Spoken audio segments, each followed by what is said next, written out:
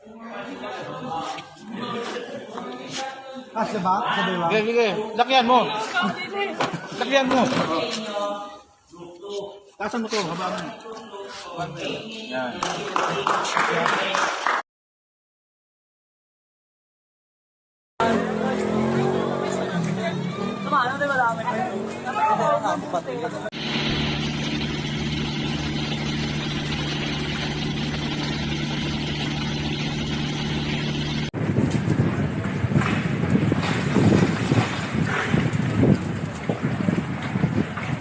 Tasin nyo na yung dingding sa tubig.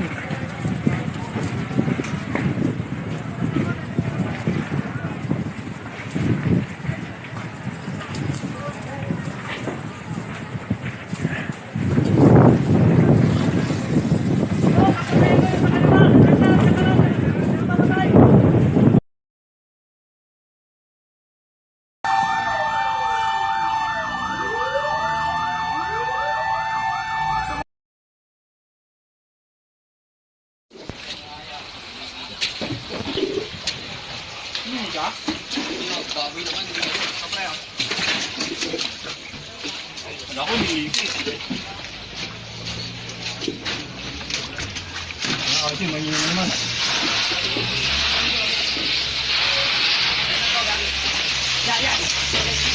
Chef.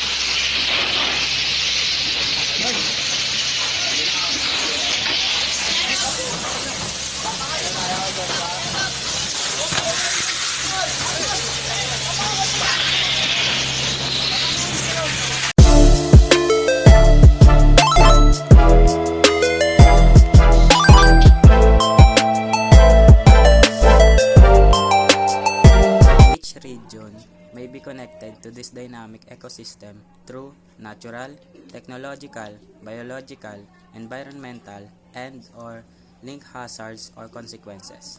Infrastructures and environmental sensitivity in many nations exhibit patterns of loss and damage depending on the degree of resilience measures implemented and the socio-economic situation of those nations.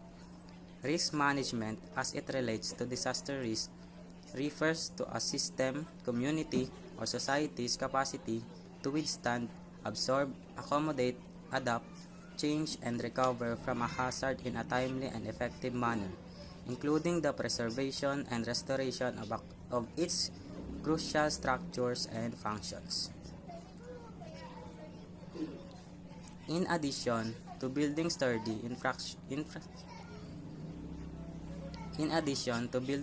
infrastructures, engineers may be crucial in disaster response activities. To help first responders coordinate their efforts, engineers can work with them to design and implement communications systems as well. Resilience is about anticipating, planning, and reducing disaster risk or effectively protect people, communities, and nations as well as their livelihood, health, cultural heritage, socioeconomic assets, and ecosystems. The concept of bounce back and spring forward and build back better are often used in the context of resilience. Furthermore, disaster resilience has become a systematic challenge for humanity, and finally, disaster response has been integrated into the basic framework of all related governance as natural resources are exploited and used to abuse Mother Earth. However, with the development of deadly infectious disease epidemics, acts of terrorism, social unrest, and stock market fluctuations leading to financial disaster in recent times, it is more necessary than ever. Moreover, disaster mitigation is the reduction of suffering experienced by affected individuals after a natural disaster. Civil engineers provide humanitarian and commercial disaster relief by building new shelters or rebuilding damaged shelters to house people displaced by disasters, while developing and streamlining logistics strategies for reducing the lack of food and water in the affected communities. They face the lack of or damage the communication system caused by the natural disaster.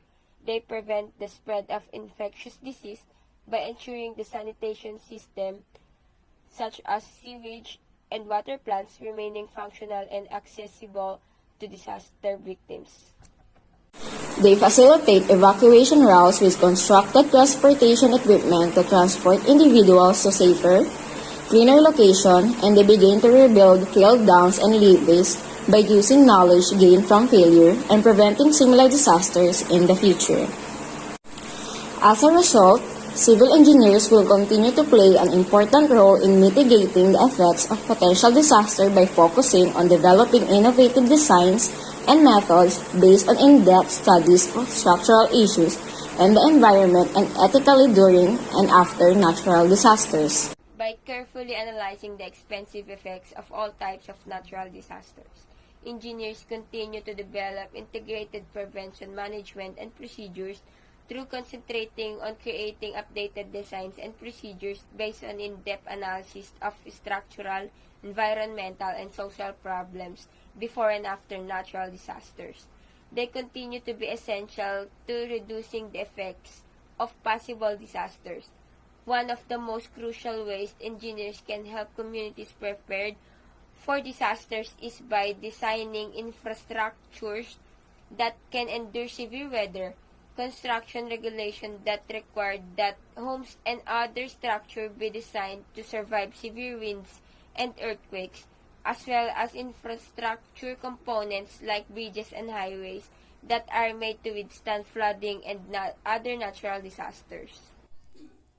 In addition to building sturdy infrastructure, engineers may be crucial in disaster response activities.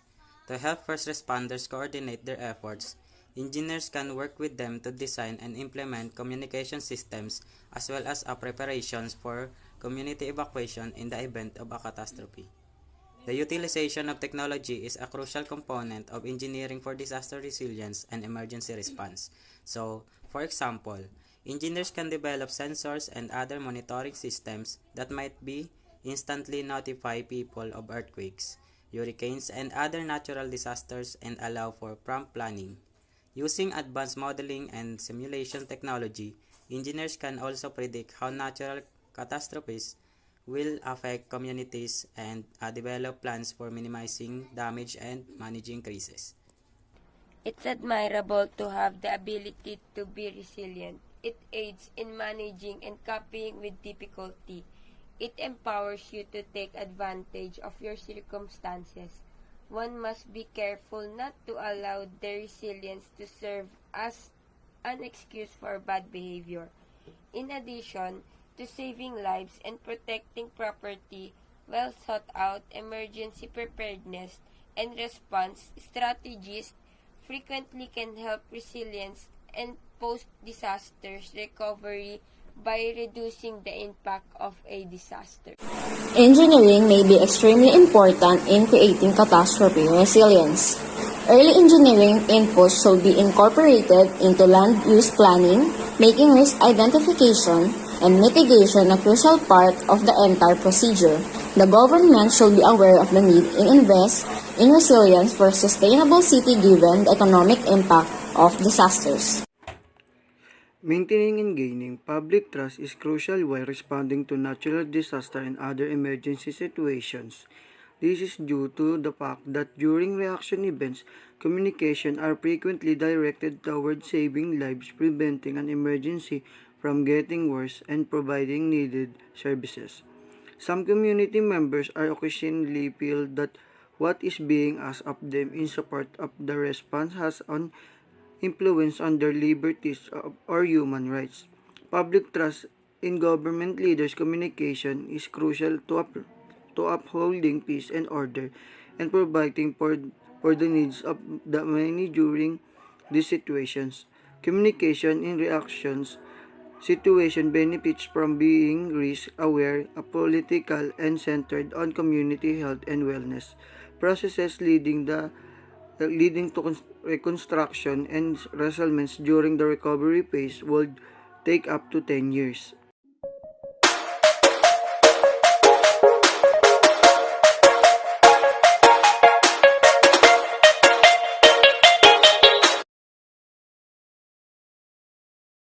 Question number 1. How can engineering help make emergency response and catastrophe resilience better?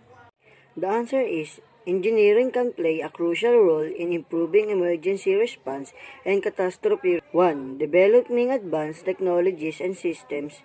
Energies can design and develop advanced technologies and systems that can help emergency responders to quickly and efficiently respond to disaster. For example, communication system, mapping tools, and networks can help emergency responders to get real-time information about the situation on the ground. 2. Infrastructure. Engineers can design and build resilience infrastructure that can withstand natural disasters and earthquakes, hurricanes, and floods. For example, building can be designed with earthquake resistance features and flood control structure and can be designed or mitigate damage. 3. Risk assessments. Engineers can conduct risk assessment to identify potential hazard and vulnerabilities and immunities in structure. Can help emergency responders and local affected disaster preparedness plans. 4. Developing sustainable solutions. Engineers can develop sustainable solutions that can community to recover from disaster and build renewable energy system that can provide power during disaster, or develop sustainable water management system that can help community with droughts and can help to make emergency response and catastrophe resilience better by developing advanced technologies, building resilient infrastructure, conducting risk assessment, and developing sustainable solutions. Okay, for the question number 2, what fundamental engineering concept must be taken into account while threatening structures that are resilient to disasters? When creating structures that are resilient to disaster, there are several fundamental engineering concepts that must be taken into account.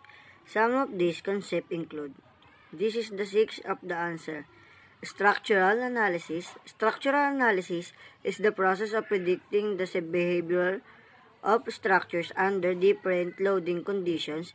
It is important to analyze the structure to ensure it can withstand the forces that it may experience during a disaster. 2. Material selection. The selection of materials is critical in creating structures that are resilient to disaster. Materials must be strong, durable, and able to withstand various forces and stresses. For example, concrete and steel are commonly used material for building structures that are resilient to disasters. 3. Design codes and standards. Design codes and standards provide guidelines for designing structures that can withstand disasters. These codes ensure that structures are designed to withstand the force they are likely to experience during a disaster. 4. Redundancy. Redundancy involves providing multiple systems or components that can perform the same function. In the event of a failure, redundancy ensures that the structure can continue to operate. 5. Damping. Damping is the ability of structure to absorb and dissipate energy. Structures that are resilient to disaster should have damping system in place to reduce the effect of vibration and other forces to structure. 6. Modularity involves designing structures in a way that allow for easy replacement or repair of damaged components. This approach ensures that the structure can be quickly repaired or reconstructed in the event of disaster. Overall, when creating structures that are resilient to disaster, engineers must consider structural analysis, material selections, design codes and standards, redundancy, damping, and modularity. These concepts can help to ensure that the structure can withstand various forces and stress and can be quickly repaired or reconstructed in the event of disaster. The way they daddy spin, they gon' need something. Do you love me, baby? I know you love me, baby. Yeah, I cheated on you, can you trust me, baby? Have 2 kids with me, now you stuck with me, baby. I've been searching for this all my